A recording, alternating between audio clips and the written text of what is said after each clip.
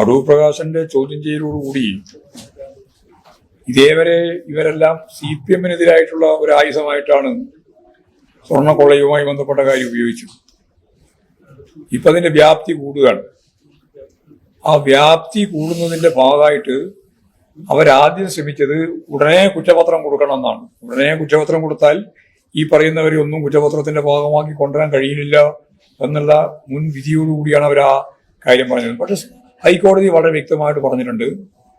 ഹൈക്കോടതി പറഞ്ഞത് ഇത് കൊലക്കേസോ മറ്റേത് കളവ് കേസോ പോലെ കാണാൻ പറ്റുന്നതല്ല, ഇത് വലിയ വിശാലതയുള്ള ഒരു കേസാണ്. അതുകൊണ്ട് 10 കൊല്ലം മാത്രമല്ല, അതിന്റെ പിന്നോട്ടുള്ള 10 കൊല്ലം കൂടി അന്വേഷിക്കണം എന്ന് പറഞ്ഞു.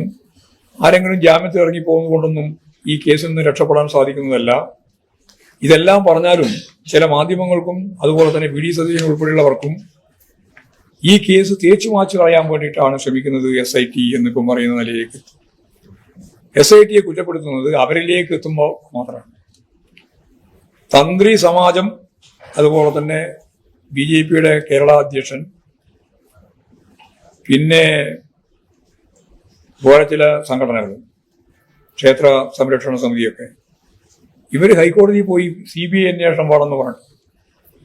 കാരണം ഈ SITയുടെ ശരിയായ അന്വേഷണം എങ്ങനെ തടസ്സപ്പെടുത്താം എന്നാണ് VD സതീശൻ ആദ്യം തന്നെ ഈ SIT അന്വേഷണം ശരിയല്ല എന്ന് പറഞ്ഞു തുടങ്ങിയപ്പോൾ അതിന്റെ അനുയായികൾ എന്ന രീതിയിലാണ് രാജീവ് ചന്ദ്രശേഖരൻ ഉൾപ്പെടെയുള്ളവർ കേസിന് പോയത്.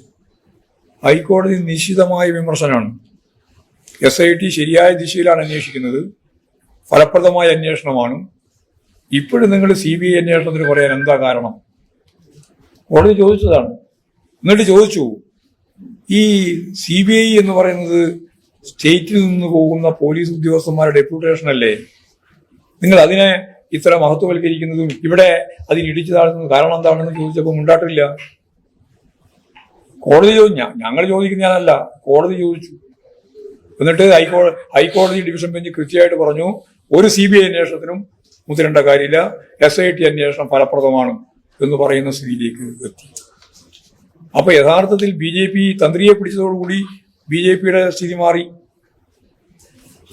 ഇപ്പോ ഇവരെല്ലാം ചോദ്യം ചെയ്യുന്ന ഘട്ടം വന്നപ്പോ കോൺഗ്രസിന്റെ സ്ഥിതി മാറി. പൂച്ചിയെ കയറ്റിയത് CPM ആണെന്നാണല്ലോ ആദ്യം പ്രചരിപ്പിച്ചത്. ഇപ്പൊ മനസ്സിലായി KC വേണുഗോപാലിനാണെന്നും. KC വേണുഗോപാലിന്റെ കാലത്താണ് ആദ്യമായിട്ട് പൂച്ചി അവിടെ എത്തുന്നത്. പൂച്ചിയും തന്ത്രിയും ചേർന്നുകൊണ്ടാണ് ഈ കൊള്ള മുഴുവൻ സംഘടിപ്പിക്കുന്നതിന്റെ പിന്നിൽ പ്രധാനപ്പെട്ട ആലോചനയും ഗൂഢാലോചനയും നടത്തിയതെന്ന് ഇപ്പൊ വ്യക്തമാക്കപ്പെട്ടിട്ടുണ്ട്. കോടതി തന്നെ അത് വ്യക്തമാക്കിയതാണ്. അപ്പോ ഇത് കൃത്യമായിട്ട് അന്വേഷണം നടത്തണം. ആരാണോ ഉത്തരവാദി മുഴുവൻ ആളുകളെയും കോടതിയുടെ മുമ്പിൽ കൊണ്ടുവരാൻ സാധിക്കണം.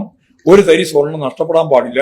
ആരായാലും അവരെ സംരക്ഷിക്കുന്ന പ്രശ്നം ഗവൺമെന്റ് അതുപോലെ CPM ഇടതുപക്ഷ ജനാധിപത്യ മുന്നണി എടുക്കില്ല.